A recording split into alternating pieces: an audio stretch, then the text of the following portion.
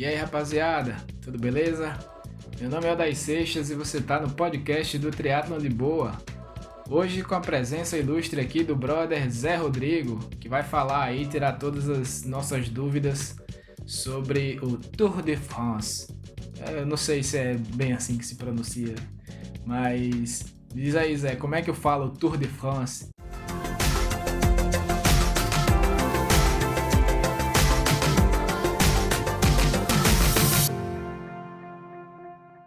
E diz como é que eu te chamo também, né? Se é muita intimidade chamar de Zé ou chamo de Zé Rodrigo, como é que é? Diz aí, tudo certo?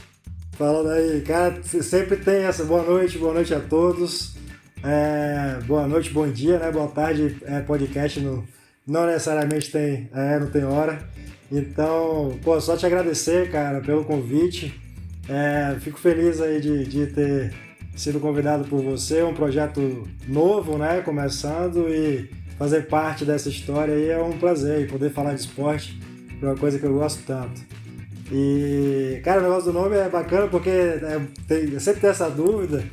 E aí é José Rodrigo, é Zé Rodrigo. E aí eu, desde criança, me acostumei muito assim, em casa e amigos mais próximos, todo mundo chama de Zé, bem simples. E aí, mas quando, enfim, cresci, fui trabalhar e tal, no trabalho se auto-apresentar como Zé é complicado, né? Aí, porque fora do trabalho sempre foi Zé. E aí eu comecei a ser conhecido como Rodrigo depois de velho, já trabalhando. E aí no ambiente mais formal assim de trabalho, as pessoas chamam de Rodrigo, mas no ambiente informal é Zé, sempre foi, fica à vontade, pode chamar de Zé. Massa, tudo certo então, vamos chamar de Zé. E Tour de France, como é que pronuncia? Tour de France, Tour de France? Ah, nem eu, o sotaque é Tour de France mesmo. Cara, massa. Eu tenho acompanhado seus posts no Instagram sobre a cobertura que você vem fazendo do Tour. E eu confesso que eu até tentei dar uma estudada, né, no assunto, porque o ciclismo nunca foi assim um esporte que eu levasse a sério, digamos assim. Porque nas minhas lembranças mais remotas assim, de criança, eu sempre tive a bicicleta como um brinquedo, né? Eu não tenho lembrança de quando eu aprendi a andar de bicicleta. Eu lembro visualmente assim da primeira bicicleta, eu lembro de andar muito pequeno, mas eu não me lembro assim, não tenho uma lembrança do dia que eu aprendi a andar de bicicleta. Então eu nunca levei muito a sério. E quando eu vi os posts, eu falei, cara, o que você tem feito, é muito conteúdo. Eu não vou conseguir aprender, né? Então vamos ser honestos, eu vou chamar o Zé pra conversar e vou dizer, bicho, eu não entendo nada, me explica aí como é que é esse negócio de Tour de France. Cara, você sabe que eu me lembro exatamente a cena aprendendo a andar de bicicleta sem rodinha? Me lembro exatamente como hoje, meu pai me ensinando a andar, eu sou baiano e eu nasci em Vitória da Conquista, que é uma cidade do interior da Bahia, fica mais ou menos uns 500 quilômetros de Salvador.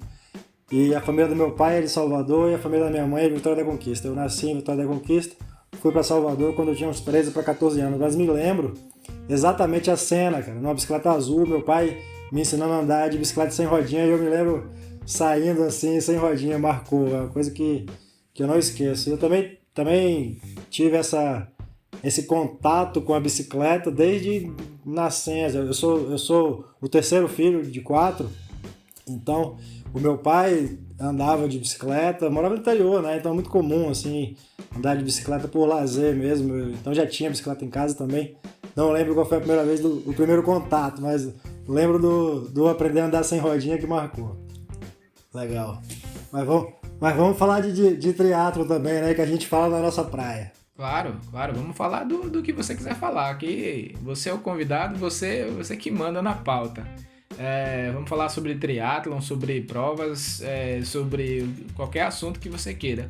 Mas vamos reservar aí um tempo no final para falar sobre Tour de France, porque eu tenho realmente muitas curiosidades, e eu acredito que tem muita gente aí que está curtindo a cobertura que você está fazendo, mas não entende, né, todos os jargões, todas as curiosidades. Tranquilo. Obrigado. Então vamos demorar muito, que é um assunto que pelo visto os dois gostam muito, então estão sem pressa. Ô Zé, e uma coisa que eu gosto sempre de perguntar, porque não sei se você segue o Triatlon de Boa já há algum tempo, mas eu fiz a live do Rolo, que era uma live que eu fazia sempre com algum convidado, e comecei agora o podcast também. E normalmente eu falo com pessoas que o triatlon ou o esporte, né, seja corrida, natação ou ciclismo, fazem parte da vida dela, mas não é, eles não são profissionais, assim como você não é. Aí eu queria saber como é que o esporte de maneira geral, ou até o triatlon, entrou aí na sua vida e como é que é o espaço que ele ocupa na sua rotina. Eu venho de uma família que não é uma família de esportistas, não tenho ninguém assim que pratique algum esporte de performance ou que tenha um relacionamento muito próximo com o esporte. Não tenho referências muito próximas assim de esporte, só o jogo de futebol lá, como a gente diz na Bahia, o baba, que é a pelada de final de semana. Me lembro de meu pai assim quando era criança jogando, e a bicicleta sempre presente, mas a bicicleta não numa pegada de esporte, mas muito mais uma pegada de lazer, assim, de final de semana e pedalar com meu pai nas estradinhas, assim. Meu pai já fazia umas loucuras quando a gente era pequeno, eu e meu irmão, às vezes a gente saía pra estrada, assim, com meu pai. Eu devia ter, sei lá, 10 anos no máximo. E a gente ia... Na minha cabeça era um super percurso, hoje em dia devia ser uns 5 quilômetros. Mas esse relacionamento com a bicicleta, assim, desde sempre. E é curioso porque o meu despertar, assim, de curiosidade para o esporte não veio muito na prática do esporte, mas veio mais no consumo de conteúdo do esporte, lá na década de 90, sei lá, 93, 95. O meu pai sempre foi de ler muito revista, então toda uma vez por semana ia na banca de revistas para poder comprar revista e tal, Veja, etc. E aí levava os filhos e comprava a Turma da Mônica, não sei o que, cada um escolhia uma revista. E tinha uma revista na época chamada Trekking, que era uma revista de bicicleta, de ciclismo, não de ciclismo de estrada, mas de bike em geral. Era muito mais mountain bike, inclusive. E essa revista, cara, me fascinava, assim, eu ficava vendo aquilo deslumbrado, e eu tinha, sei lá, 10 anos, 8 anos, e ficava, nossa, eu ficava olhando assim e falando, puta, um dia ainda quero fazer isso, mas era uma coisa assim como se estivesse vendo uma foto de Marte. Era um negócio muito, muito longe da minha realidade naquela época. Mas essa memória ficou guardada. E aí, quando eu tinha uns 23 anos, mais ou menos, eu retornei a ter contato com a bike através de um grupo de amigos que pedalavam de mountain bike no final de semana. Eu morava em Salvador. E Salvador tem, o litoral tem bastante Mata Atlântica e tal, tem umas trilhas muito bacanas para se pedalar na região da Praia do Forte, tem uma reserva natural de Sapiranga, então o pessoal ia no final de semana pedalar lá, mas era um pedal lazer, assim, todo mundo era já, trabalhava, tinha suas profissões e tinha a bike como um esporte de lazer, e aí eu comecei ali fazendo trilha com eles no final de semana. Essa época de 2007 eu ainda não tinha grana para comprar bike, e aí tinha uma bike do meu pai que, cara, devia tá parada, era uma Aspen Way, devia ter parado há muitos anos, muito. Cara, a bike tinha um quadro que tava ok, que era de alumínio, mas o resto era só aquele metal assim retorcido de maresia, sabe? Comida, a bike inteira comida. Aí eu peguei essa bike, peguei o quadro dela e montei uma bike em cima dela. E daí comecei a pedalar com essa e tal. E fui pedalando. E aí a galera falou, pô, você pedala bem. E eu comecei a acreditar naquilo e pedalava, treinava. Aí essa galera migrou pra corrida de aventura. E aí, cara, tinha essas provas de corrida de aventura que eram muito legais. Era pura diversão, não era competição, não tinha essa pegada que o triatlon tem de competitividade, de performance. Não, era um monte de executivo, empresário, e uma galera que tinha as suas vidas e tinha as suas profissões, e no final de semana iam lá para se divertir e fazer umas provas. Tinha uma galera muito legal, assim. A vibe era muito de união, de fazer o esporte pelo esporte, não pela competitividade. E aí tinha esse circuito na Bahia de corrida de aventura, eu fiz algumas provas de corrida de aventura, fui bem até. Só que, cara, era isso, a galera levava o esporte muito na brincadeira, assim, diversão, final de semana. E eu comecei a pegar gosto. Só que os caras, ninguém treinava, pedalava. O treino era pedalar na trilha no final de semana. Durante a semana, cada um tinha a sua vida e ninguém pedalava. E aí eu comecei a gostar e falar, pô, eu quero treinar para poder ir melhor. E aí eu comecei a treinar e chegava nas provas de corrida de aventura, como era em equipe, os caras estavam no ritmo deles, lá devagar, e eu lá na frente, pô, vamos. Aí começou a não ficar um negócio muito legal, assim, pra mim. Eu comecei a querer levar aquilo como um esporte mesmo, de treino e de competitividade e tal, e a galera tava na vibe de lazer, final de semana. Falei, não, eu preciso ter porque a corrida de aventura necessariamente era por equipe, então eu falei, preciso ter um esporte que seja individual, que eu consiga treinar sozinho e eu consiga competir sozinho e que eu não precise nem ser esperado se eu não tiver num dia bom, nem esperar os outros se eu tiver num dia bom. E aí a opção foi o triatlon. Eu peguei a minha mountain bike, troquei numa bike road, uma GTS, lá em 2008, e aí comecei a pedalar de road. Mas, cara, era assim, eu saí, esses dias até vi um meme engraçado, eram os Power Rangers encontrando os Tartaruga Ninjas, assim, são os ciclistas encontrando o mountain bike. Ciclista de estrada encontrando o mountain bike. E o meu encontro com o triatlo foi aquilo, cara. Eu era um Tartaruga Ninja e o triatlo era o Power Ranger. Eu tava vindo ali da mountain bike, da corrida de aventura, numa vibe de o esporte é lazer, diversão. Por mais que eu estivesse querendo treinar um pouco mais, mas, cara, era treinar um pouco mais perto de quem não treinava nada. Não era treinar um pouco mais perto do que a galera treina no triatlo. E aí eu caí de paraquedas no triatlo e em Salvador tem um treino toda sexta-feira no Porto da Barra que chama Tic Tac. Então são baterias, assim, parece a Super League. São baterias que você nada, pedala ali perto, sai do Porto da Barra e vai até o Farol da Barra e volta e corre ali. E aí eu fui uma vez, bicho, parecia que eu tinha passado um caminhão em cima de mim, assim, eu nunca tinha ficado com o coração na boca daquele jeito, nunca. Eu falei, caramba, esse negócio é legal. Aí, enfim, comecei a entender o mundo assim do triatlon, mas, cara, muito amador demais, não tinha planilha, não tinha assessoria, não tinha treinador, não tinha nada. E aí eu fui entender depois de um tempo que o triatlon tinha essa coisa de ter um treinador, de ter uma planilha, de ter um treino que você precisa seguir. E apesar de entender, fui ter treinador anos depois, passei muito tempo sem ter. Em 2009 eu mudei de cidade e fui morar em Aracaju. Procurei saber na cidade assim se tinha algum grupo de triatlo, se tinha alguma turma e tal. E me disseram, tem um cara muito forte em Aracaju, chama Boniek.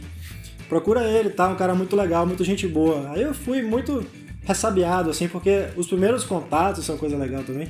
Quer dizer, não é tão legal, mas foi marcante. Os primeiros... Cara, a corrida de aventura, se chegava uma pessoa nova no grupo, assim, pra treinar, o grupo recebia muito bem. Pô, que legal, mais uma pessoa pra treinar e tal, vem treinar com a gente. Chamava pra treinar e tal. Cara, quando eu cheguei no triatlo, que eu fui tentar me enturmar, assim, todo mundo olhava pra mim, sai daqui, tipo, sabe? Quem é você? Quem é você? O que você quer aqui? A receptividade no triatlo foi zero. E aí... eu fui falar com o Boni meio ressabiado, assim, né? Sei lá, vai que o cara nem dá a bola. Cara, e Boni é um cara sensacional, o cara... Porra, eu fiquei amigo pessoal dele, é meu amigo até hoje. E aí me recebeu super bem lá, eu saía pra treinar com ele algumas vezes, claro que o Boni é um monstro, né? Eu treinava com ele quando ele tava, tipo, dando aula pra algum aluno, falava, vou pedalar com o aluno hoje, vamos com a gente e tal. E aí treinava muito, muito de boa, assim, participava de alguns treinos e tal, e treinava sozinho, sempre treinei sozinho. Comecei a formar um grupo de amigos por conta do triatlon lá em Aracaju. Eu cheguei, tinha um outro amigo lá, Flávio Franca, que já fazia triatlon em Aracaju, era aluno de Boni, e aí a gente começou a formar um grupo, assim, vieram outras pessoas depois, amigos, e a gente formou um grupo de triatletas que treinavam juntos, mas que não tinham técnico, que não tinha planilha, assessoria, nada, a gente simplesmente ia lá e pedalava no final de semana, o dia de semana também cedinho, treinava junto, e era um círculo de amizade ali. Naquela época, para mim, o triatlon funcionava assim, o parceiro de treino não era necessariamente como é hoje o parceiro de assessoria, era o amigo que você chamava para treinar. Então esse foi o meu primeiro contato com o esporte, assim, cara. E aí sempre tinha, por conta daquelas ainda das memórias lá, das revistas lá de antigamente, uma coisa do Iron Man, assim, muito forte na minha cabeça. Sempre. Kona e Iron Man sempre estiveram no meu desejo de vida, assim, cara. Sempre, sempre. Desde criança, por conta dessas revistas. E aí, quando comecei no triatlon, claro, sempre tinha a ideia de se fazer o Iron Man. Mas cada vez que eu participava de uma prova de short, por exemplo, eu falava, nossa, eu não tenho a menor condição. A menor condição de fazer Iron Man, a menor condição. Fui fazer o primeiro Olímpico em 2012, fazia short, mas assim, treinava muito por hobby, sabe? Nunca foi uma coisa tão séria na minha vida, até porque eu tenho um monte de outras coisas para tocar na vida e o triatlo não estava ali entre as prioridades. Tinha essa coisa de gostar muito, tinha essa coisa de sonhar com Iron Man e tinha essa coisa de não ter grana para fazer Iron Man, de ser uma coisa muito distante. E cada vez que eu fazia, tipo assim, a questão da grana sempre existiu, eu não tinha grana para fazer o Iron Man. Fazer o Iron Man era um sonho para mim, que eu tinha que... A meta de assim, eu vou trabalhar, vou ganhar dinheiro e vou fazer Iron Man. Isso era o que eu queria. Quando eu fui fazer essas provas de short triathlon, eu me dava conta de que não era só uma questão financeira, eu não tinha capacidade física nenhuma de fazer uma prova de Ironman. Eu falava, nossa, não vai dar. E aí fui fazendo short triatlon, tinha um circuito baiano de short triatlon, tinha umas provas em Maceió aí. E aí fui degrau a degrau, fui fazendo short triatlon, vários. Então eu fazia essas provinhas assim, bem simples. E tinha, no Olímpico fui fazer em 2012, cara, porque na Bahia, em Salvador, em Maceió ou Aracaju também começou a ter prova depois, não tinha prova de distâncias maiores do que o short triatlon.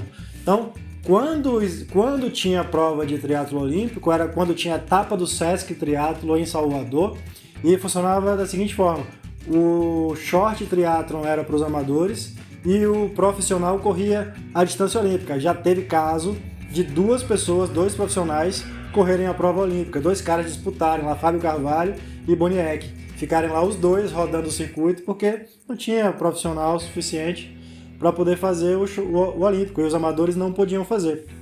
Eu só fui fazer um triatlon olímpico em 2012, quando eu fui para São Paulo fazer uma etapa do Troféu Brasil em Santos. Foi minha primeira prova de triatlon olímpico em 2012.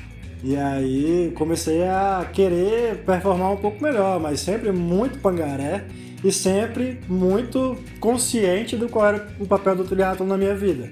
O papel do triatlon na minha vida era diversão. Nunca teve nada além disso. O papel do triatlon era me divertir. Lógico que deixei de ser o cara que pedalava no final de semana na trilha e passei a treinar todo dia, mas mesmo assim, treinar dentro das minhas limitações, e a prioridade sempre foi o trabalho, a construção da minha carreira, e o triatlon era uma consequência, até porque eu queria ter o dinheiro para fazer o Ironman em Kona, então eu tinha que focar na carreira de qualquer maneira. Então assim, você perguntou o papel do triatlon na minha vida. O triatlon, ele sempre teve esse papel de hobby, sempre foi um hobby para mim. E aí, essa coisa de que eu sou advogado, mas eu não trabalho em escritório. Eu trabalho, desde que eu me formei, eu trabalho em jurídico de empresa. Então, hoje eu sou mais um executivo do mundo corporativo do que um advogado, propriamente dito, naquele padrão que a gente está acostumado de ver o advogado. E esse mundo, não que o mundo do direito é até pior, mas tipo assim, advogado que trabalha em escritório, às vezes o cara trabalha até meia-noite todos os dias, mas ele entra no escritório 10 da manhã. E como eu trabalho em empresa, a empresa começa às 8 da manhã. Sempre foi assim, desde que eu comecei a trabalhar em empresa há mais de 10 anos atrás. Então, eu tinha essa dificuldade. Para eu treinar antes do trabalho, eu tinha que acordar muito cedo. E eu nunca fui um cara de acordar muito cedo, ainda mais com disposição para poder treinar. Tava até ouvindo o seu outro podcast hoje mais cedo com o cara do UB515, esqueci o nome dele. Luna, isso, perfeito. Você tava falando essa questão de acordar cedo. Cara, pra mim também sempre foi uma coisa difícil. E quando eu morava em Salvador era pior ainda, porque em Salvador você tem uma avenida chamada Avenida Magalhães Neto, que ela fica com uma faixa, não é que fica exclusiva para ciclistas, não tem nenhuma divisão física, mas ela tem placas e tal, dizendo terças e quintas, de 4 a 6, essa é uma via para treinamento de ciclistas, ou seja, você tem que começar o seu treino, se você quiser treinar 1h30 até 2 horas, 4 horas da manhã, cara. Para começar, para estar em cima da bike 4 da manhã, você tem que acordar 3, 3h30. Como é que você acorda 3, 3h30 e vai dormir que horas? Tipo, 7 da noite? Pra mim não existe. Eu fui um cara que eu sempre tive uma vida noturna, assim, saía do trabalho e ia fazer as minhas coisas, você olha no relógio, já deu meia-noite. Então, eu dormi antes de 10, eu não lembro os dias que eu dormi antes de 10 na vida, assim. Então, é impossível acordar cedo. Então, eu sempre tinha esse problema. Como eu já tenho uns 10 anos que trabalho em empresa, tem essa coisa do horário, começar cedo e tal, sempre foi uma dificuldade para mim. Então eu treinava nas limitações impostas pelo meu trabalho. De manhã, quando treinava de manhã, o horário que dava ali para eu ter condição de chegar em casa, tomar um banho e ainda sair para ir trabalhar e estar no trabalho às 8 da manhã. Ou então treinava à noite. E o triatlo sempre teve esse papel muito de hobby, diversão, embora também ocupe uma parcela significativa demais talvez uma das coisas que eu mais gosto na vida. O triatlon, mas não é o triatlon só praticar o triatlon, é tudo que está envolvido com o esporte, acompanhar as provas, saber quem é que está bem, quem é que está mal, o que está se usando, o circo todo, eu gosto muito. E aí, assim como depois do triatlon, surgiu a paixão também pelo ciclismo, mas muito decorrente dessa primeira paixão pelo triatlon. Massa esse teu projeto aí de fazer Kona pelo Legacy. Mas você, quando essa ideia pintou na sua cabeça, quando você decidiu isso, você já sabia que tinha que ter uma qualificação, que não era somente fazer a inscrição, pagar e ir lá pro Avaí?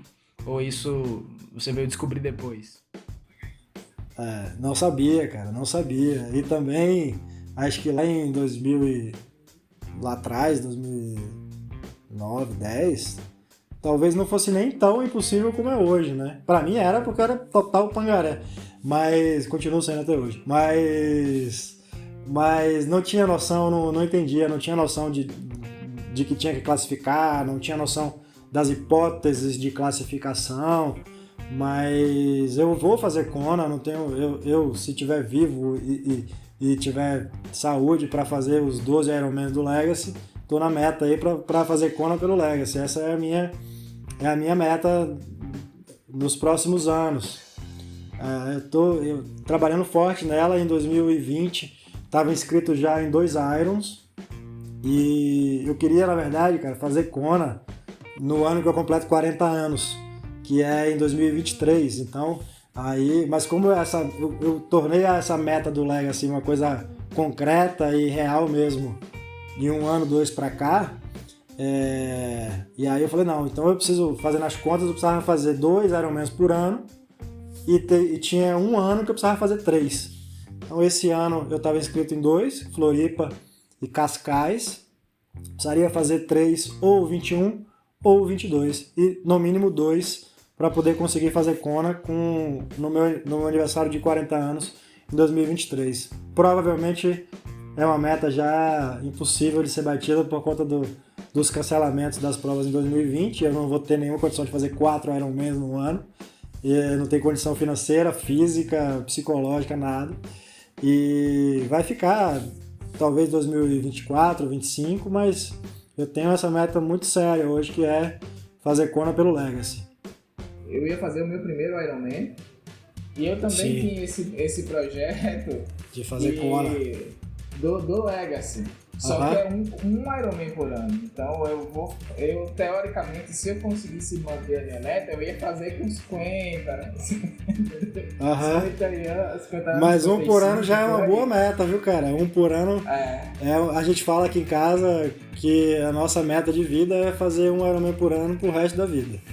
Vamos ver se a gente consegue. Eu não tenho coragem de encarar dois ciclos no mesmo ano, não. Eu já fiz 2 vezes. Fiz 2 vezes 2 Irons no ano. Eu não tenho muito medo, não, de fazer as provas também, talvez, porque eu não vou esperando uma performance maravilhosa. Eu vou lá pra curtir a prova, me divertir com aquele sofrimento e com aquela experiência. Então, não deixo de fazer uma prova. É lógico que já tiveram algumas provas que eu fui fazer sem treinar nada e que foi bem ruim, assim, porque eu sofri muito, mas não tenho medo de fazer prova.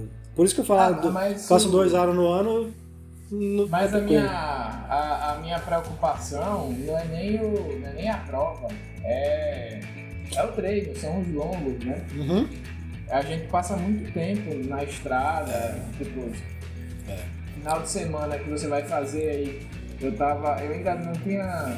Eu treinei até março, foi quando teve o adiamento, eu já decidi que não faria mais a prova, mas é muito tempo, você vai fazer treino de ciclismo 4 horas pedalando, aí você chega em casa, tá cansado, só quer comer e dormir. Eu tenho uma vantagem que é para poucos. Eu vou pedalar o longo no final de semana e minha esposa vai comigo, né?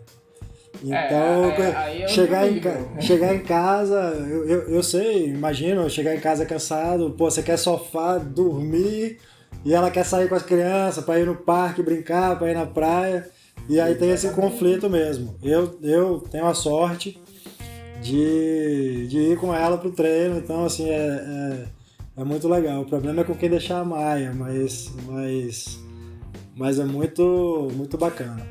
É mais por isso que eu falo que eu não encararia 2 Ironman, 2 provas de distância do Ironman por ano. Para mim, uma só.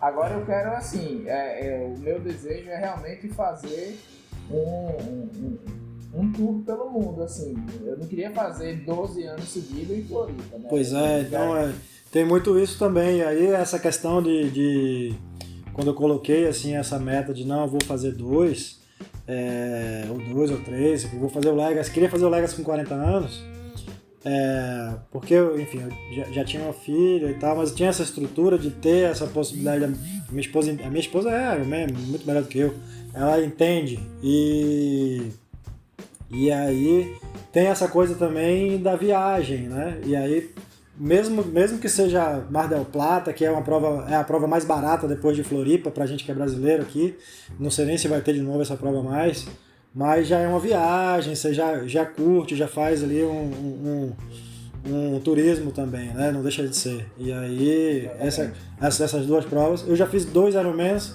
no mesmo ano por 2 vezes. Eu fiz 2014, foi meu primeiro Ironman, e aí tem uma coisa legal que é, antes de eu conseguir fazer Ironman, ter capacidade física e financeira para fazer, eu sempre tive o sonho de fazer. E essa turma que eu criei de amigos lá em Aracaju, que treinavam juntos, eram caras, sei lá, mais velhos que eu e já estavam com as suas vidas arrumadas. Então, foi o caminho natural. Começou a treinar, começou a fazer prova, os caras tinha meio Ironman, era na Penha naquela época, os caras iam fazer a prova. Eu treinava junto e não ia fazer a prova porque não tinha dinheiro para ir. E aí, enfim, trabalhando e consegui financiar o Ironman, porque não é só a gente olha, a inscrição é caríssima, mas não é só a inscrição.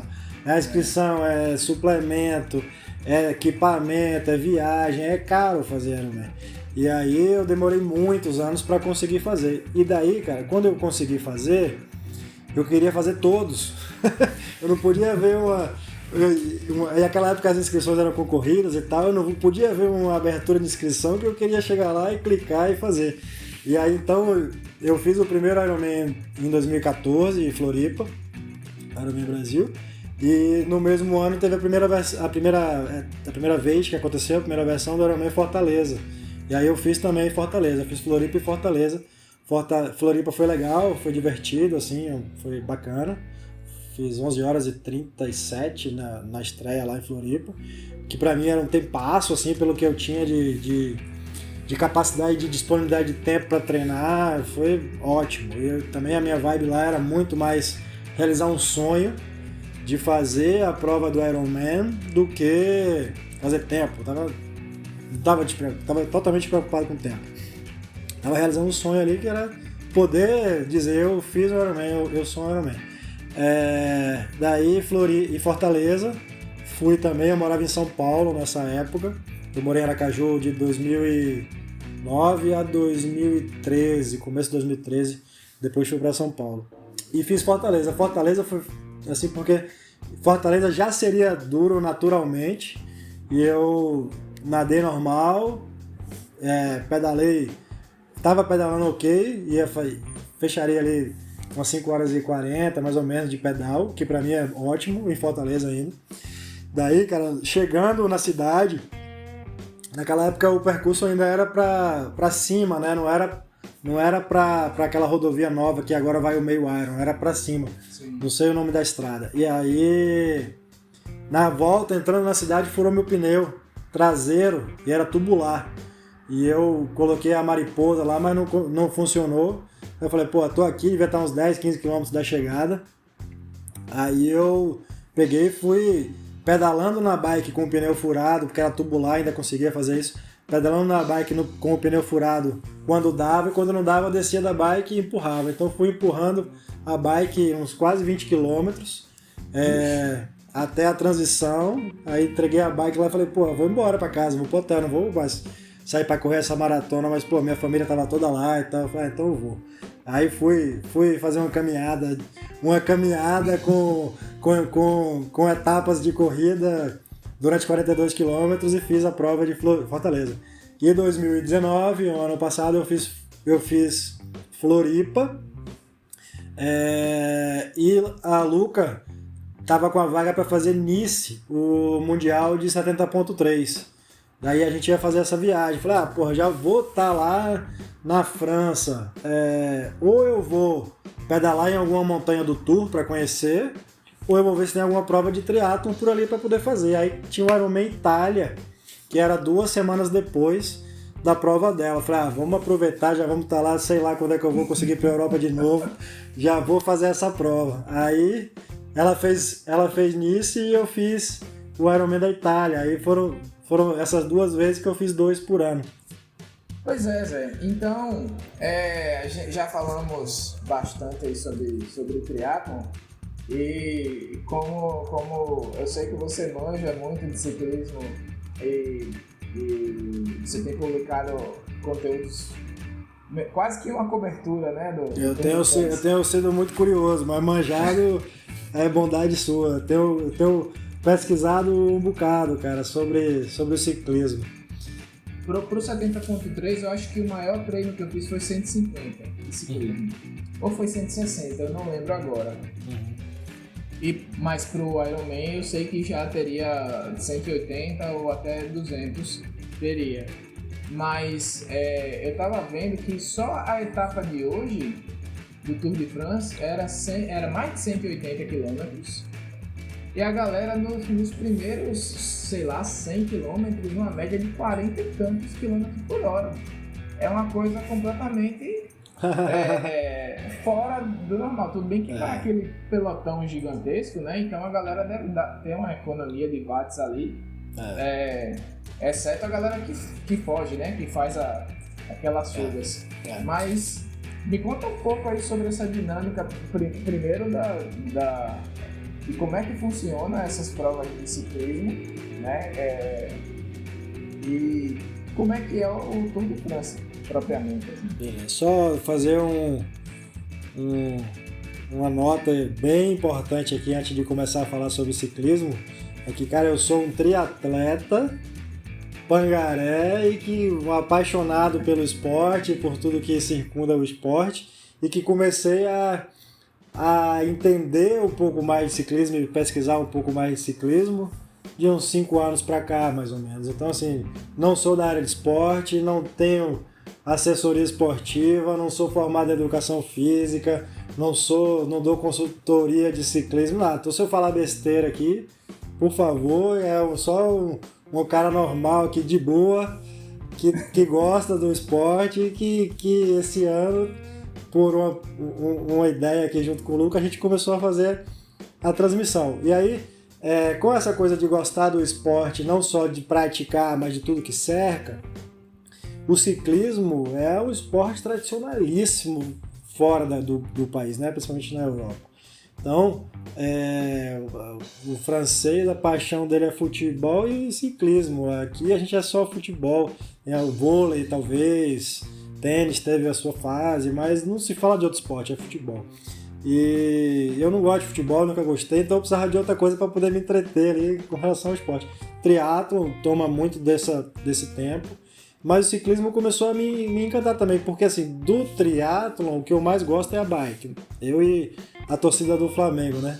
E gosto do ciclismo, de pedalar e tal, então comecei a me interessar pelas voltas e entender um pouco mais assim de um tempo para cá. Então, essa 190 km, 180 km é a média de distância das 21 etapas. Lógico que tem tipos de etapas diferentes, mas se você tem uma etapa como hoje que foi plana, 193 km, se eu não me engano, 191 km,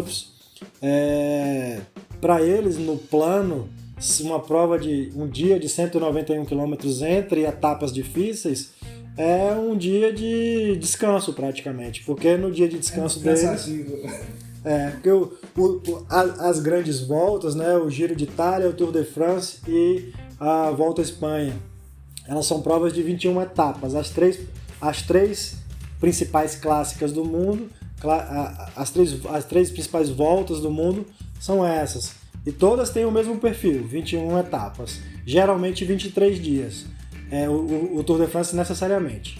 Então você tem 2 dias de descanso, e nesses dias de descanso os caras não ficam deitados com a perna para cima, eles vão pedalar.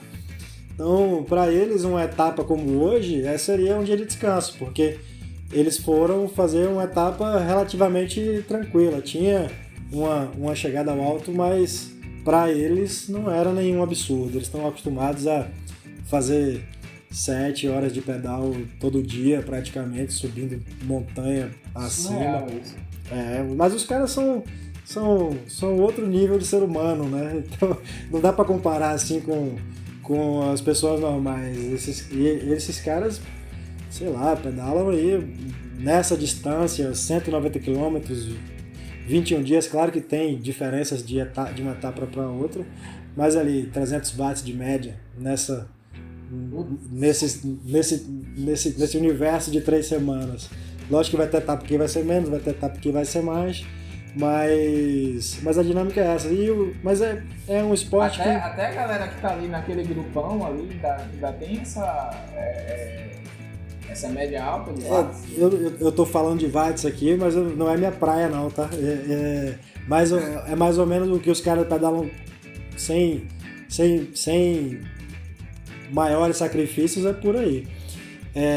Mas a dinâmica do ciclismo faz com que, por exemplo, numa etapa de como foi, a gente teve 6 etapas até aqui. Então, a gente teve etapas planas e etapas com subidas. Essas etapas planas, por exemplo, que aí, cara, como tá um grupo muito, muito coeso ali, os caras que estão no meio do pelotão quase não estão fazendo força, né? Estão muito lógico, pedalando, não estão fazendo força comparado com os caras que estão na frente, mas comparado com a gente, eles estão muito fortes. E aí tem uma lógica entre eles, entre as equipes, que se a prova tem, se a etapa tem 190 km e é importante levar o líder da equipe para chegar bem no sprint, e a equipe tem 8 pessoas, talvez eles geralmente eles dividem, né? Então alguém, um dos 8, vai fazer força do 1 ao 40, esse cara vai na ponta lá morrendo, os outros vão só de roda, e aí depois entra o outro, e esse cara que fez os primeiros 40 quilômetros fortes, ele coloca a mão em cima do guidão, para de pedalar e vai chegar no final, e tem que completar, mas ele vai chegar 2 horas depois, 1 hora depois dos primeiros colocados. Então Que doido. É um jogo, então, assim, o resultado é individual, mas é um jogo de equipe muito forte, né? Cara, eu tava conversando ontem com o Luca aqui, tô escrevendo um texto sobre isso. Essa é uma questão muito legal sobre o ciclismo hoje, né? Porque se a gente olha para o esporte, para o ciclismo, é uma tendência lógica de pensar, é um esporte individual. No final, vai ter um campeão em cima do pódio. Vai ter o primeiro, o segundo, o terceiro lugares, vai ter uma premiação por equipes, mas é uma prova que premia uma pessoa. Então, teoricamente, é uma prova individual. Começou lá em 1903 como uma prova individual, era uma prova individual. Depois vieram as equipes, que eram equipes comerciais, como é hoje, mas tinha muita coisa errada. Assim, os caras trocavam os ciclistas no meio da etapa, não sei o que, faziam um monte de coisa errada. Não que hoje não tenha, hoje tem um maior controle, mas os caras faziam muita coisa errada. Então, essas equipes comerciais, elas foram banidas e aí os caras passaram a correr por equipes nacionais, então corriam pelo país, e aí depois as comerciais voltaram. Mas tem essa discussão, é um esporte individual, é um esporte coletivo. É um esporte coletivo onde no final ganha um. Porque é acima de tudo um esporte comercial, né? Por que o Tour de France é o que é?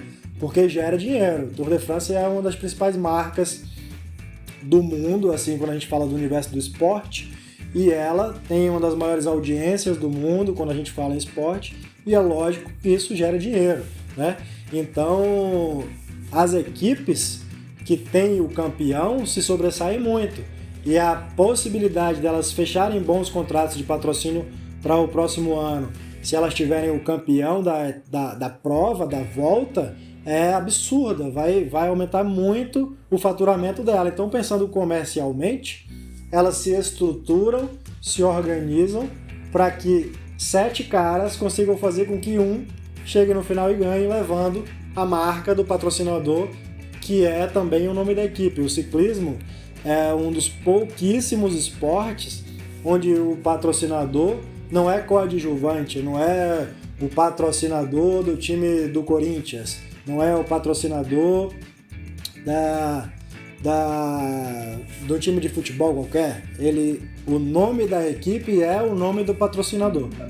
Então isso dá uma visibilidade para a marca muito grande. Então eles querem ter o ciclista lá ganhando, sendo o cara mais falado, porque estão falando o nome dele.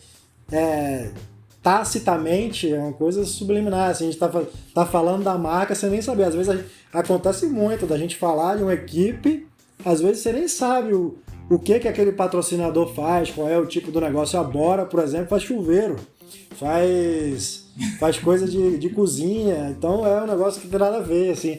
A Sunweb, se eu não me engano, não era Giant Alpecin é uma marca de shampoo, então não tem nada a ver com ciclismo. A Ineos agora tem uma marca de carro junto, a Grenadier, se eu não me engano, Grenadier, alguma coisa assim. E os caras constroem carros, um carro parecido com um Land Rover, então não tem muita ligação necessariamente do patrocinador com o ciclismo, mas abre uma visibilidade para o nome dele absurda. Então o que os caras fazem? Os caras montam um time fortíssimo, com um cara que tem a possibilidade de ganhar, às vezes 2, mas é mais prejudicial do que bom ter mais de um capitão, líder da equipe, porque a equipe acaba que se divide entre elas. E aí monta um time estrategicamente pensando no time de futebol. Então ele vai ter... Não são todos os jogadores do time de futebol que serão artilheiros do campeonato. Provavelmente 1 ou 2 serão artilheiros do campeonato, pedirão música no Fantástico. Mas todos os outros serviram e trabalharam para que o time não perdesse. Então o ciclismo funciona também mais ou menos assim. A gente tem ali os gregários, né, que são os caras que estão ali para trabalhar mesmo, para fazer força e para fazer outros tipos de trabalho durante a etapa, por exemplo, não só ficar na ponta do pelotão fazendo força enquanto o líder está ali guardado no vácuo, como também voltar no carro para pegar alimentação e suplementação, hidratação para os atletas. Tem um documentário que está no Netflix? Não, tem um do Google Play, não sei se tá no Netflix, mas que chama Incríveis Perdedores. Não é esse não. A tradução, né? É da Índia. É o Wonderful Losers, que fala exatamente sobre esse olhar do gregário, porque esses caras são caras que a carreira do ciclismo dele é ser gregário, é igual goleiro. O goleiro não vai ser o artilheiro do campeonato nunca, mas se não tiver goleiro, a equipe vai perder e não vai ganhar o campeonato. Então esses caras, e o goleiro sabe, desde pequeno, desde que escolhe ser goleiro, que ele não vai ser o artilheiro, não vai ganhar a bola de ouro, de mais gols feitos, não vai pedir música no Fantástico, mas é fundamental para que a equipe ganhe. E aí o documentário é muito legal, e ele acompanha 7 anos a carreira de alguns gregários. E os caras falando isso. Eu sou gregário, o meu papel é trabalhar para que o outro cara suba no palco, para que o nome do outro cara apareça, e eu serei eternamente um anônimo. Eu não serei famoso, eu não ganharei o mesmo dinheiro que ele, mas o meu trabalho é servi-lo para que ele ganhe. Então, assim, tem essa divisão muito clara na equipe de quem faz o quê. E a maioria dos 8 só trabalha para que um ganhe. A gente tem ontem o Van Aert ganhou a 5ª etapa do Tour, e ele foi campeão mundial de ciclocross. O cara é um monstro. E ele tá na Jumbo-Visma, que tem como meta do ano ganhar o Tour de France. E vai ganhar, é ótimo. E provavelmente ganhará com o Primož Roglič. E aí o que acontece? Esse cara, que é um puta ciclista absurdo, campeão de ciclocross com superpotência, ele abre mão de ir para as chegadas em sprint, e ele é um excelente sprinter, e abre mão de ir para as chegadas, de ganhar as etapas, para que não se submeta a uma situação de possível acidente, e assim prejudique a equipe, e assim deixe de estar em forma no outro dia para levar o seu líder até a chegada no melhor tempo possível para a classificação geral. Então, assim, os caras realmente eles abrem mão das suas vitórias pessoais em prol da vitória de um cara, que é uma vitória individual, mas que não deixa de ser a vitória da equipe. Eles são muito fiéis ao time. Tem vários casos de gregários que acabaram depois não mais estando confortáveis com a posição de gregário, porque eles estavam acima do nível do líder. Isso aconteceu com o Froome. O Froome era gregário e estava... era do Wiggins, do Bradley Wiggins, e ele estava num nível melhor do que o Bradley Wiggins em um Tour de France, e ele, em algumas vezes, ia para frente e ficava na frente e tipo, olhava para trás assim, vamos, sabe? Ele fazia questão, naquele momento ali, de mostrar que ele estava melhor condicionado do que o outro. Tanto que depois, no próximo ano, ele foi o líder da equipe e foi 4 vezes campeão do Tour de France. Mas, enfim, é um esporte individual, ganha um no final, mas não deixa de ser um esporte em equipe. Também a participação no Tour de France, nas 3 principais voltas, eu não posso chegar lá, por mais que eu seja um ciclista maravilhoso, eu não posso chegar lá e pagar a inscrição e participar. Mesmo que eu seja profissional, eu não posso participar. Somente equipes participam. São equipes que são equipes classificadas como World Tour, que são equipes... essa classificação é da UCI, que é a União Ciclística Internacional. Existem equipes que são continentais, só participam de provas no seu continente. Existem equipes que são globais, World Tour. E essas equipes são as equipes que participam do Tour, e uma equipe é convidada no Tour de France. Então, assim, é por equipe e, ao mesmo tempo, é individual. Show de bola. Eu esqueci agora qual é o nome do documentário, mas na Netflix tem um documentário que eles fizeram sobre acompanhando uma equipe. A Movistar. Exatamente. Acho que foi na temporada de 2018, se eu não me engano. Isso. E aí foi quando o Carapaz ganhou o Giro de Itália. Isso, exatamente. E o Carapaz, ele não era o... Não era o líder. Era um gregário. Eles tinham 2 líderes, na verdade, né? Eles tinham o Mikel Landa e o Quintana. E teve esse quebra que você falou, né? Realmente, quando tem dois ali, o resultado não é interessante para a equipe. No Tour de France do ano passado, eles estavam com esse problema, né? Acho que aparece até o Tour de France também no documentário. Eles tinham o Nairo Quintana, que é o Nairo Quintana, né? Não precisa nem dispensa apresentações, e tinha o Landa, que é um cara bom escalador, mas que também nunca ganhou muita coisa. E aí a equipe se dividia ali em quem apoiar, e os próprios diretores deixavam meio solto, assim, quem tiver melhor a gente apoia. Isso dava um nó na cabeça dos caras, não era bom no sentido de grupo. E então por isso que não é bom. A Ineos também tem, a Ineos sei lá, é a equipe galáctica, né? Os melhores ciclistas estão lá. E ela tem o Froome, tem o Egan Bernal e o Gerard Thomas. E aí, esses caras, todos com capacidade de ser líder no Tour de France. O Froome sofreu uma queda no ano passado, no critério da Dauphiné, e se machucou, quebrou o fêmur, quase fica sem andar, e voltou a treinar. Esse ano no critério da Dauphiné também estava mais ou menos, e aí não foi escalado para o Tour. Mas tem muito disso, não foi escalado porque não estava bem, mas também não foi escalado para não tê-lo como gregário na equipe, sendo que ele podia ser escalado e o líder ser o Egan Bernal, mas o fato dele ser tetracampeão, o peso de ele estar ali, talvez isso tenha contado na estratégia da equipe para não escalá-lo para o Tour e focar todas as forças no Egan Bernal. Então tem muito disso, acho que ter 2 líderes não é uma boa. E aí a Jumbo-Visma, por exemplo, que também tem excelentes ciclistas, todos se comportam dizendo, inclusive o Van Aert que ganhou ontem, ele fala, eu abri mão das minhas chegadas em prol do objetivo maior que é ganhar o Tour. Pode crer. Eu tava vendo um canal do Samuel Ferraris, não sei se você... Não sei se você conhece. Ele tem um canal chamado Powerlink Bike.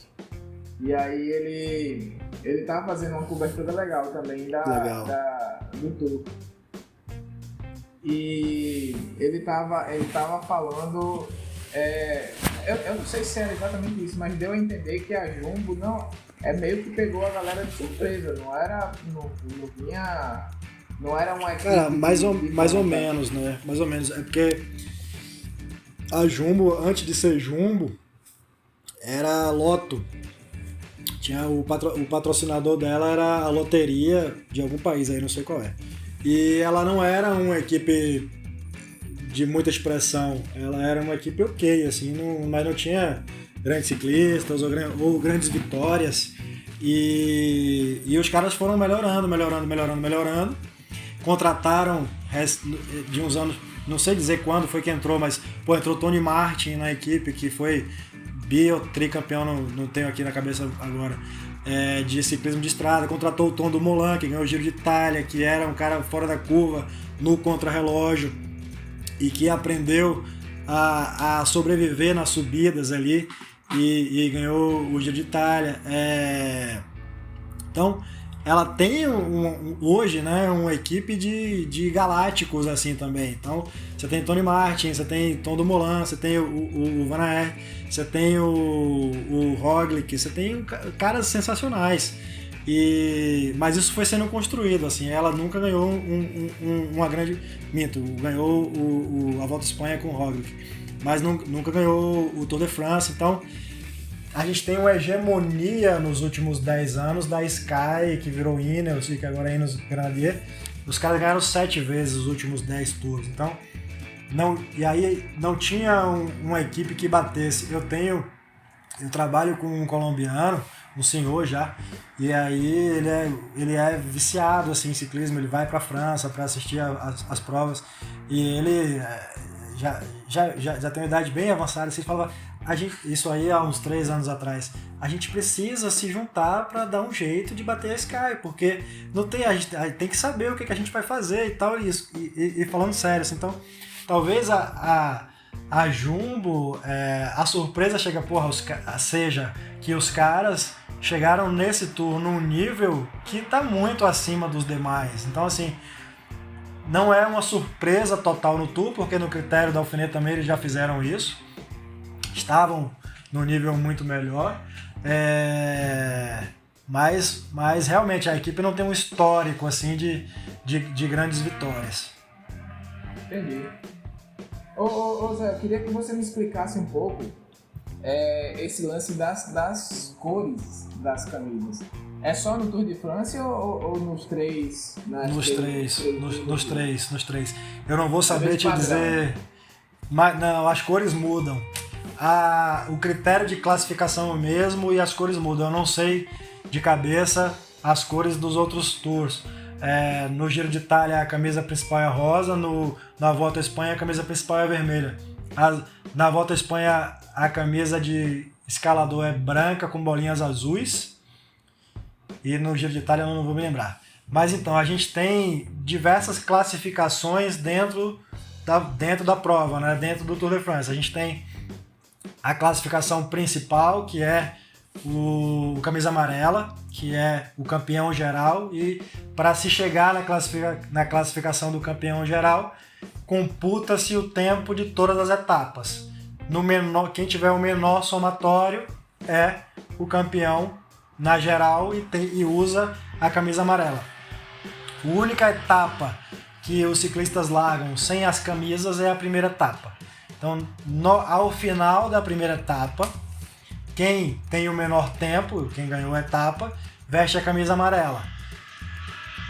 Nos outros dias... O capacete também, né? Geralmente até a cueca, a meia, cueca se usasse. Óculos, tudo, até o gel tem que ser amarelo para poder comemorar, que imagina o dia de você estar ali vestindo a camisa amarela, é um marco na vida de qualquer ciclista, né? E equipe também. E aí a gente tem essa coisa do camisa amarela, o Lance Armstrong até polêmico, né? Fala, só tem uma camisa no Tour, as outras é brincadeira, no Tour só tem uma camisa que é a camisa amarela. E aí... Camisa amarela que é a classificação geral, né? O menor tempo. Tem a camisa verde no Tour de France, a camisa verde, que é o campeão por pontos. Todas as etapas, sejam elas planas ou de montanhas, elas distribuem pontos em alguns pórticos, passagens durante o percurso. Então, e como são distribuídos, acaba que vira um sprint ali, quem chegar primeiro naquele sprint leva a pontuação. A camisa verde é quem tem a maior quantidade de pontos. Tem a curiosidade do camisa verde, que o dono da camisa verde, da nossa geração, né, é o Peter Sagan. O Peter Sagan, ele deve ter mais ou menos, se não me engano, ele tem 36, alguma coisa assim. Não, cara, menos, quem tem 37 é o Javier Gomes, estou confundindo, desculpa. E aí o Peter Sagan, nos últimos tours, todos ele ganhou a camisa verde. Ele completou na etapa de ontem, onde ele perdeu a camisa, 127 etapas, onde ele participou do Tour de France com a camisa verde. Mas a camisa verde, então, ela é de quem soma mais pontos desses pontos extras, não é exatamente quem chegou primeiro, é isso? Isso. Existem pontos que são distribuídos durante a etapa, nesses pontos de passagem, que distribuem pontos de sprint, e existe uma pontuação maior que é distribuída na linha de chegada. Então, se o cara passou nesses sprints intermediários, não passou em primeiro, passou em segundo e chegou bem colocado ao final, ele vai ter uma somatória de pontos maior. Veste a camisa verde, ao final da etapa, quem completou aquela etapa com a maior quantidade de pontos acumulados ao longo de todo o tour, não só da etapa. A linha de chegada distribui pontos e os sprints intermediários também distribuem pontos. Entendi. Essa é a camisa verde. além da camisa verde, existe a camisa branca com bolinhas vermelhas no Tour de France, que é o também campeão por pontos, mas não são esses pórticos de sprint intermediário, são pontos de montanha. Todas as montanhas são categorizadas de 1 a 4 e fora de categoria. Todas as montanhas, elas têm no seu alto um pórtico que distribui pontos, assim como os sprints intermediários. O cara que primeiro cruzar o pórtico ganha uma quantidade de pontos maior. Montanhas de maior dificuldade distribuem mais pontos, montanhas de menor dificuldade distribuem menos pontos. Montanhas de maior dificuldade distribuem pontos para mais ciclistas e montanhas de menor dificuldade distribuem para menos ciclistas até a categoria 4, que distribui só para o primeiro que cruzar o pórtico no alto. E a classificação das montanhas ela é da seguinte forma: a montanha de categoria 1 é a mais difícil e a montanha de categoria 4 é a menos difícil. Fora disso, tem as montanhas que são extremamente difíceis, que são categorizadas como montanhas fora de categoria. Essas montanhas fora de categoria distribuem ainda mais pontos para ainda mais ciclistas quando cruzem o pórtico de chegada. E aí, ao final da etapa, é contabilizado quem tem mais pontos de montanha, mais pontos pegos lá de Rei da Montanha, de Rei da Montanha, e aí esse cara veste a camisa branca com bolinhas vermelhas. Ao final da etapa ele ganha a camisa e no dia seguinte ele larga com essa camisa. Além dessas, a gente tem a camisa branca, que é do melhor ciclista abaixo de 26 anos. Então, é o cara que tenha 25 anos, 31 de dezembro do ano do Tour. Então, quem tem até 31 de dezembro desse ano, 25 anos, concorre à camisa branca. A camisa branca, o critério de classificação é o mesmo da amarela, é o campeão por tempo geral, mas abaixo de 25 anos. Então, a gente tem a possibilidade do cara acumular as camisas. O Egan Bernal, por exemplo, ganhou ano passado o Tour de France com 20 anos. Então ele era camisa branca e camisa amarela. Salvo engano, camisa branca com bolinhas vermelhas também. E aí, pela hierarquia, você escolhe qual camisa usar. Esse ano, por exemplo, na primeira etapa, o Alexander Kristoff cruzou a linha de chegada em primeiro, ganhou o sprint lá. Então ele ganhou a camisa amarela, porque ele tinha o menor tempo, chegou primeiro. Ele tinha mais pontos, então ele também tinha a camisa verde. Mas como ele vai usar a camisa amarela por uma questão óbvia de hierarquia de camisas, a camisa verde ficou para o segundo lugar na classificação por pontos. Então a gente tem essas camisas amarela, verde, branca com bolinhas vermelhas e branca no Tour de France, e a gente tem ainda a possibilidade do mesmo cara ganhar mais de uma camisa. Nesse caso, isso aconteceu até esse ano, foi uma coisa curiosa na primeira etapa do Tour. Quem ganhou o sprint e ganhou a etapa foi o Alexander Kristoff.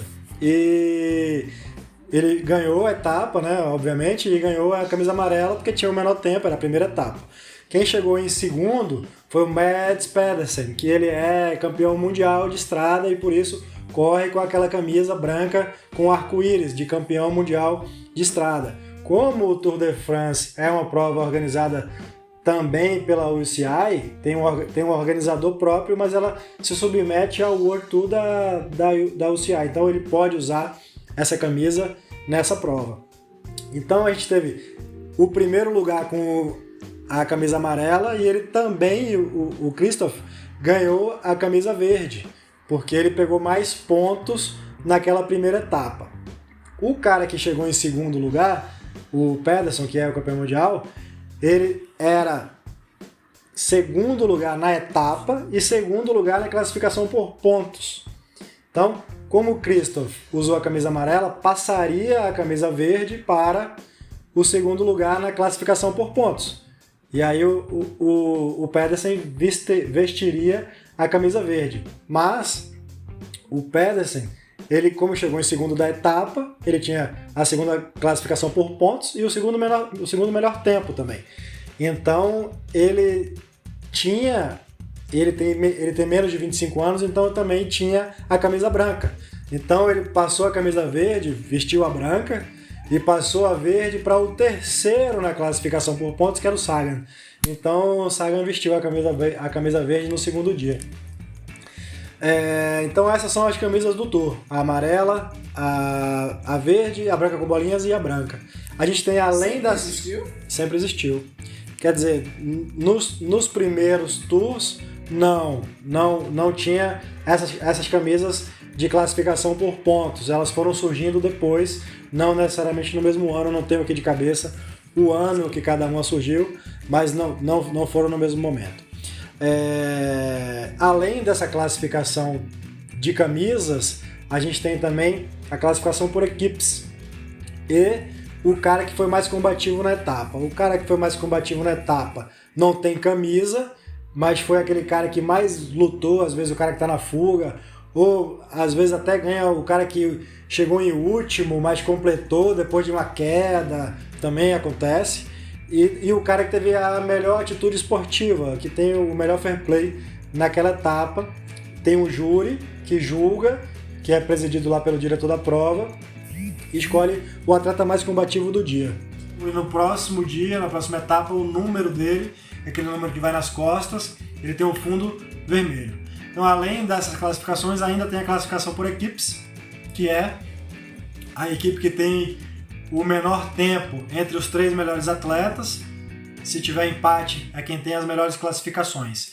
A equipe que é a equipe melhor colocada larga no outro dia com o número com fundo amarelo. Geralmente elas usam um capacete amarelo também para se destacar ali no pelotão, como a equipe que está em primeiro lugar. Cara, é muita informação, bicho. Como é que essa galera... Hoje em dia eu até entendo, porque, sei lá, os caras podem estar com GPS, com sensores, e aí, para computar isso tudo, é só os pórticos... As bikes, por mais que a gente tenha... Desculpa te interromper. Por mais que a gente tenha o Garmin, as coisas o GPS, na bike vai um GPSzinho assim atrás do selim. Se você reparar, geralmente eles colocam atrás do selim, vai o GPS próprio da organização para fazer essa medição do tempo. Desculpa, te cortei. Mas é por isso que eu perguntei se sempre existiram essas camisas. Porque hoje em dia, com tecnologia, é relativamente fácil fazer isso. Mas, tipo, em 1903, não ia ser, né? Daí você tinha que ter um cara a cada pórtico de sprint intermediário ou de montanha lá, anotando a relação, né, a classificação, e no final computava. Muito doido isso. As outras voltas, né, o Giro de Itália e a volta da Espanha, elas não têm o mesmo glamour, não, né? Apesar de serem as provas principais, o que vê mais é o Tour de France. Eu acho que o Tour de France ele tem uma maior capacidade de atingimento de público, sabe? Ele é mais conhecido, ele é mais falado, é o mais famoso, nenhuma dúvida de que ele é o mais famoso. Mas as outras também são muito tradicionais, muito, extremamente tradicionais. Inclusive, das 3, a que eu mais gosto é a Volta à Espanha, porque geralmente, esse ano o Tour inovou, mas geralmente o Tour tem um padrão muito certo assim de distribuição das etapas, sabe? É uma primeira semana toda plana, então primeira semana é a semana que os sprinters vão ganhar a camisa amarela e fica a camisa amarela ali circulando entre um sprinter num dia, um sprinter no outro, e os caras que estão na briga pela geral ficam só tranquilos ali, com cuidado para não se machucar, não ter queda. E aí a partir da segunda semana você vai colocando dificuldade.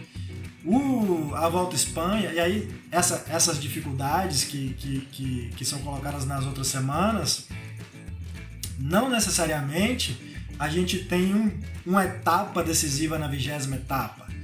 Não necessariamente, mas na Volta à Espanha, geralmente, não é uma regra também, mas geralmente ela acaba num contrarrelógio. Então, a gente tem geralmente, né, os caras que são bons escaladores são os caras leves, pequenos e que sobem muito bem, mas que não geram tanta potência no contrarrelógio. Lógico que o Froome é uma exceção, mas geralmente o Quintana da vida, por exemplo, não é o cara que vai ganhar o contrarrelógio. Então, na Volta à Espanha a gente tinha muito isso.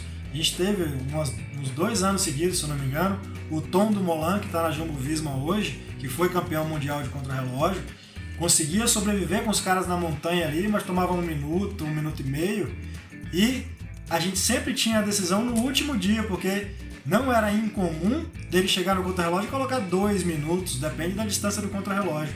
Mas às vezes ele colocava 2 ou 3 minutos se for um contrarrelógio mais longo. Isso deixava a prova muito mais emocionante, porque o Tour de France é mais controlado, assim, as outras eram mais disputadas, eu acho, e principalmente a Volta à Espanha. Mas sem dúvida a que tem mais publicidade, a que é mais conhecida é o Tour de France. Esse ano eles inovaram um pouco, colocaram subidas no segundo dia, no quarto dia, para já começar ali bem nervoso, e deixaram um contrarrelógio para o último dia. O Roglic, que é o cara que eu acho que vai ganhar, é um cara que é muito bom de contrarrelógio. Então, se ele chegar com alguma desvantagem para o Egan Bernal, por exemplo, ou para outro, na 20ª etapa, que é o dia que resolve mesmo, ele provavelmente conseguirá.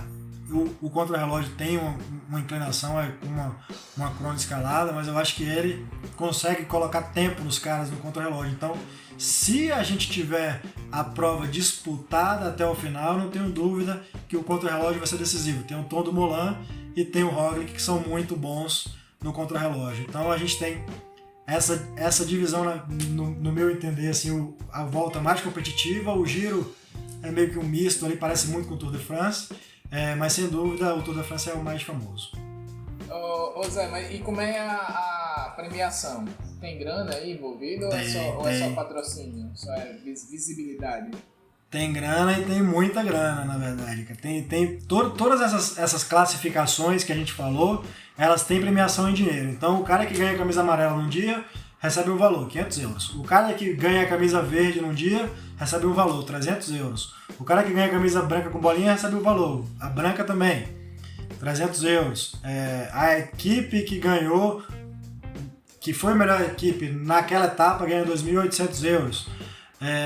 E ao final do Tour, o cara que ganhar a camisa amarela, que vestir a camisa amarela em Paris e ganhar o Tour, foi o campeão geral, ganha 500 mil euros. Então tem bastante premiação. A gente tem 2 milhões e meio de euros, mais ou menos, de premiação, somando todas as premiações. Ou seja, a premiação muito melhor que Ironman, né? Ironman é uma piada, né? Ironman só tem premiação em Kona, o resto é piada, né, cara? Os profissionais de Ironman são muito pouco valorizados, né? A gente espera muito que esse PTO que tá aí venha e consiga reverter isso e tirar um pouco desse domínio que o Ironman enquanto empresa tem e que não tem uma valorização tão grande dos profissionais, né? Mas o ciclismo, os profissionais são muito bem remunerados. A gente tem salários, não dá para comparar com jogador de futebol, mas os principais ciclistas ganham muito bem. Massa. Parceiro, foi massa a conversa. Tem mais alguma curiosidade aí que você queira falar sobre o Tour ou sobre as outras voltas? Só te agradecer, cara, pela oportunidade de falar um pouco aqui de ciclismo e de triatlon. E dava pra passar a noite aqui falando que tem bastante coisa, tem curiosidade demais, e a resenha das etapas e a resenha das classificações. Levaríamos horas aqui, mas a gente pode fazer foi muito bom. Também. Porque, podemos, de repente no final do tour a gente faz uma pra comentar só exatamente. O tour. Tá o quê? Tá na quinta ou sexta etapa agora? Foi sexta hoje. Hoje foi a sexta. Então, tem muita... Tá em 1/3, né? A gente pode combinar realmente fazer outro episódio aí. Mais focado, né, no tour, porque hoje a gente falou muito de triatlo em geral, que eu tenho um pouco da minha história, que eu não sou nenhum exemplo de triatleta, não é uma história tão... Se viesse a Luca falar de triatlo, da história dela aqui, todo mundo se interessar. Na minha, só mais um cara que faz triatlo de boa e o tour tem assunto demais. Se quiser voltar uma segunda conversa, a gente volta com certeza. Vai porque, tipo, eu não tenho... aí foi um erro meu, né? Porque eu não fiz o dever de casa. Eu tentei ver algumas coisas, porque, como eu falei, o ciclismo como um esporte, assim, nunca teve esse peso, né? Do cara acompanhar, de acordar cedo. Eu já acordei cedo pra ver prova de Ironman, tá? Sim. Mas, eu já fiquei sem dormir algumas vezes vendo prova de Ironman. Pois não, e eu vejo depois, inclusive, né? O vídeo gravado lá na cobertura. Bicho, eu faço muito isso, muito, de treinar no rolo, assistindo prova, nossa, demais. Pois eu faço mesmo, eu faço também. Mas do ciclismo, assim, um pouco que eu fui ver, eu já sigo, como eu falei pra você do canal do Samuel Ferraz, Powerlink, depois você dá uma olhada, que ele faz umas brincadeiras interessantes. Ele mora em Miami. Eu sei quem é esse cara. O nome do canal eu não sei, mas esse cara que mora em Miami, que pedala, sei quem é. Pronto, aí ele tava fazendo uma cobertura, aí eu falei, caraca, é muito conteúdo, eu não vou conseguir aprender o suficiente pra... Eu não vi os vídeos dele, eu vejo assim o site do tour e gosto de ouvir o podcast do Lance Armstrong lá, que é bem legal, eles fazem uma resenha boa das etapas. The Move, o nome do podcast. Tem no Spotify? Tem no Spotify, no YouTube, acho que tem todas as plataformas. Massa, vou procurar. Então, para finalizar, eu já queria deixar aí agendado para a semana seguinte a finalização do tour. A gente fazer um episódio aí para comentar tudo sobre... agora eu fiquei mais curioso. Agora eu vou acompanhar mais. Veja que é muito legal. Agora que vai começar a ficar bom, na verdade. A primeira semana geralmente é meio paradona e assim, tinha uma expectativa grande de que fosse ter mais emoção assim na primeira semana, porque tinha montanha, mas não foi tão emocionante assim. Daqui pra frente vai começar a ficar legal. Show de bola. Obrigado pela aula aí do Vamos fazer a próxima edição. Obrigado pela disponibilidade também de estar aqui conversando quase 2 horas, né? Que a gente está conversando. Mas eu imagino que a próxima edição a gente bate as 2 horas. Do que depender de mim, falando de triatlo e ciclismo, pode guardar o dia inteiro aí, que a gente tem assunto que não acaba mais, cara. E aí só te agradecer também, Odair, a você por esse convite e essa oportunidade aí para poder falar de triatlo e eu me senti à vontade assim para falar, porque é um canal que é de boa, né? Ninguém vai ficar esperando que seja um profissional aqui que chegue para falar. Eu sou um cara só que tenho a minha vida normal, esposa, filho, trabalho e gosto do esporte, acompanho e aí gosto de escrever. E esse ano eu sempre acompanhava e ficava comentando com a Luca que isso. E ela começou a despertar também e falar, ela tem um blog, né? Produz bastante conteúdo na internet. E aí, falou, escreve pro blog sobre o tour, escreve pro blog sobre o Ironman. E eu sempre falo, não vou, quem sou eu para escrever sobre esporte? Aí esse ano eu falei, quer saber, estamos na pandemia aqui, vou escrever. Aí comecei a fazer uns textos, e aí, cara, quanto mais eu ia escrever, mais eu ia pesquisar, e gera essa coisa legal de conhecer o esporte, e não tem fim, tá, gente? Pois só complementando o que você falou, quando a gente está falando aqui sobre isso, eu também não tenho nenhuma formação no esporte. Na verdade, eu não sou nem curioso ao ponto que você é curioso, tanto no triatlo quanto no ciclismo. Mas não quer dizer que eu não posso dar. Claro, lógico.